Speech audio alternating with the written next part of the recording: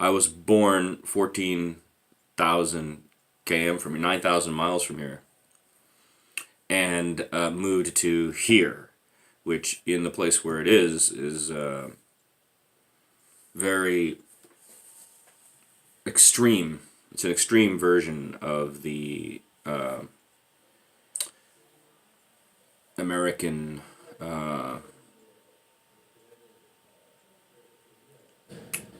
colonization. State of Texas is.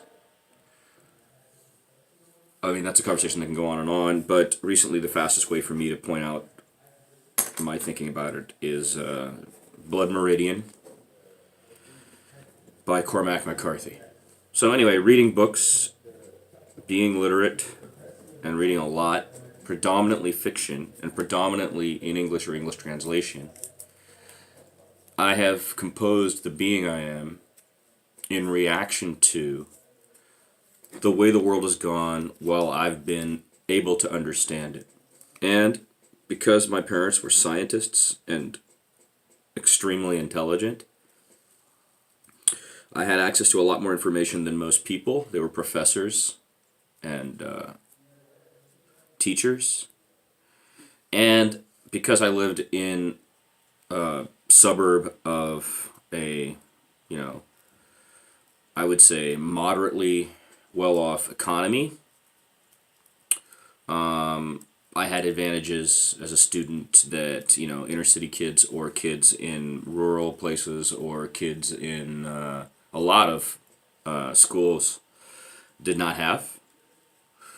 And I chose to pick and choose how I composed what I chose to learn about. A lot of it was history, a lot of it was political science, a lot of it was the exact rules that supposedly the authoring of this nation,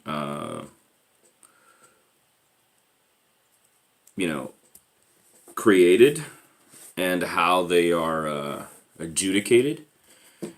I studied constitutional law, and I became very interested really early in my 20s in protesting what I saw as a tremendously flawed and hypocritical system. Leaving Texas to go to California did three things in this way. One, it snapped the hold that this rather authoritarian explanation of things that was coming from teachers I had in Texas and the society that surrounded me in Texas. It snapped that. Two, it encouraged me to be myself, and through first noticing that many diverse people were there being themselves, and second, through the creative burst that was the Northern California scene when I arrived there.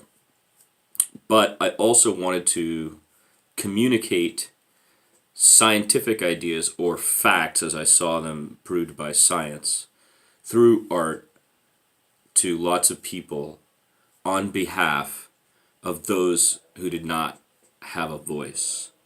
And in this I was primarily influenced by Ricardo Gouveia, who was a colleague of mine. He's just a year older than me, and we lived and worked together in San Francisco for 2-3 years. And then around the world I helped, like many people helped him, to conduct his extremely large and impressive works on multiple occasions. And thematically, there was a connect.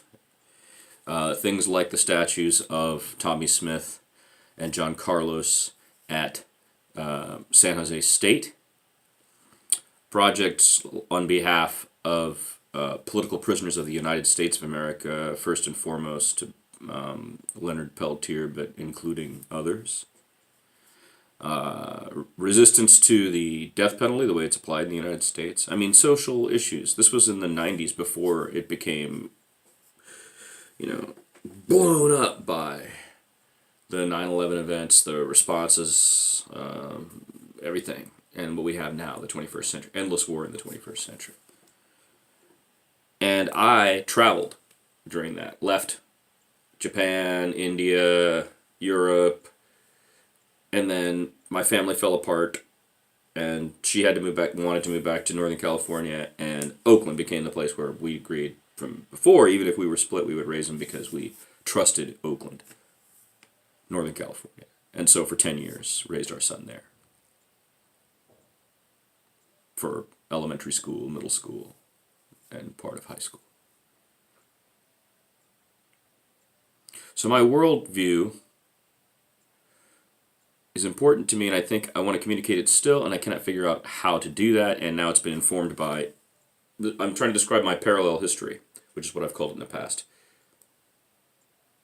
And I'm trying to communicate from the position of my parallel history to things that you all, by you all I mean the people I'm trying to communicate to, the English-speaking world, have just moved on past. And I keep going, wait, that's flawed, in the same manner that people who contest, say, the official narrative, if you will, the commission report of the 9/11 events, or of, the Kennedy assassination, or if you look deeply into others' circumstances. I liken it to that, not in the conspiratorial manner or the pursuit of some trying to, prove things or pick sides. But I mean, it's like that, to have a parallel understanding of a history that's now, at my age of 50, when I was 25, I experienced things, 30, 35, and now, 15 years past that, things are being taught about that era that are profoundly flawed, and they're universally accepted, and so this is how history is written by the victors.